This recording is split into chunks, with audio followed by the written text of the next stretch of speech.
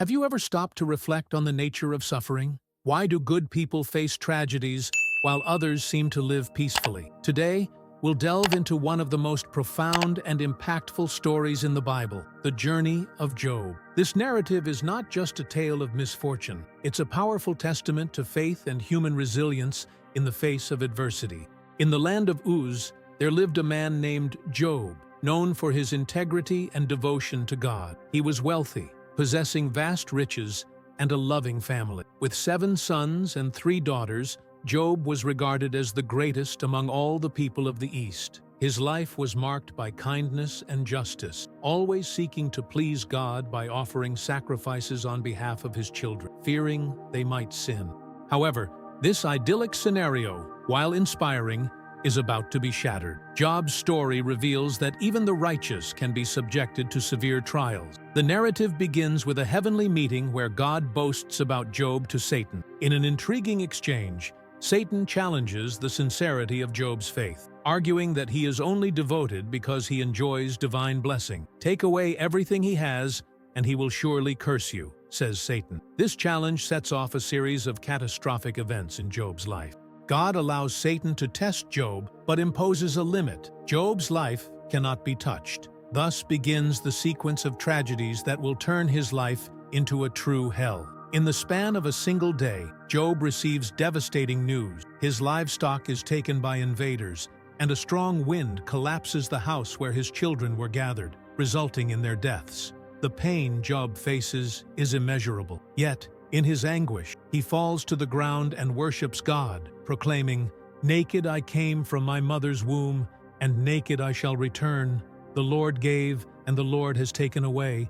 Blessed be the name of the Lord." This response is a powerful testament to Job's unwavering faith, reflecting his deep spiritual connection. Even in absolute loss, he does not blame God.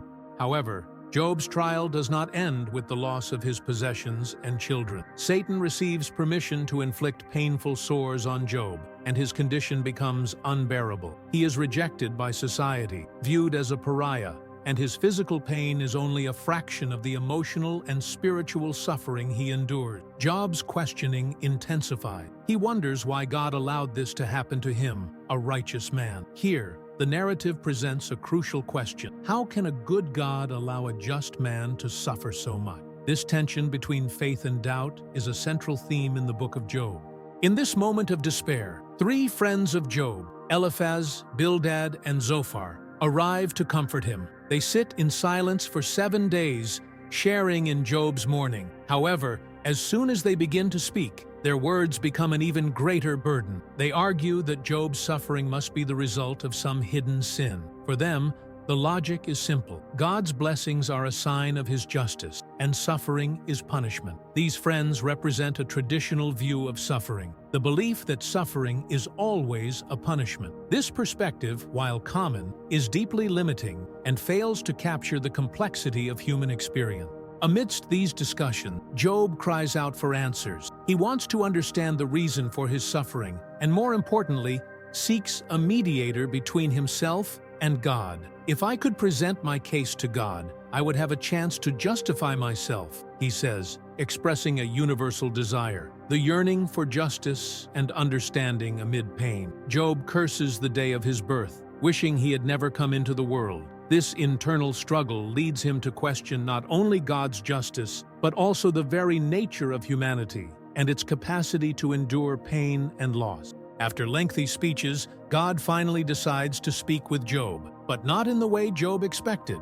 Instead of answering his questions, God confronts him with the magnitude of his creation. "Where were you when I laid the foundations of the earth?" God asks. This response reminds us that human understanding is limited and that we often cannot comprehend divine plan. God reveals to Job the greatness of the universe and the power he exerts over creation. Job's response is one of humility and repentance. "I am unworthy. How can I answer you?" At this moment, Job recognizes his position before the Creator. After this transformative encounter, God restores Job. He receives back not only his possessions, but also a new family. This restoration is a powerful symbol of hope, and renewal. Job becomes an example of how faith and perseverance can lead to redemption, even after the deepest tragedy. The epilogue of the book, shifting from poetry to prose, reinforces the message that God is present even in difficulty. Job's restoration is a reminder that even when everything seems lost, there is always the possibility of renewal.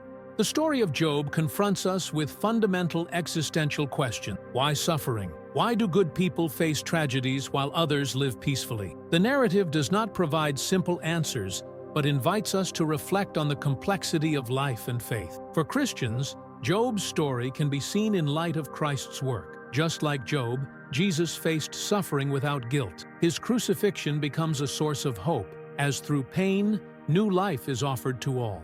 Job teaches us that faith is not a guarantee of absence from suffering, but a choice to trust in God even through life's storm. It's a journey of questioning, pain, and ultimately, renewal. If you felt touched by this story, remember that each of us can find ourselves in Job's journey. Life may be filled with uncertainties, but faith provides a path to understanding and hope. Share your own story and reflections in the comment. Together, let's continue to explore the mysteries of faith and life. Thank you for joining us on this journey through Job's narrative. Don't forget to subscribe, like, and share. Until next time.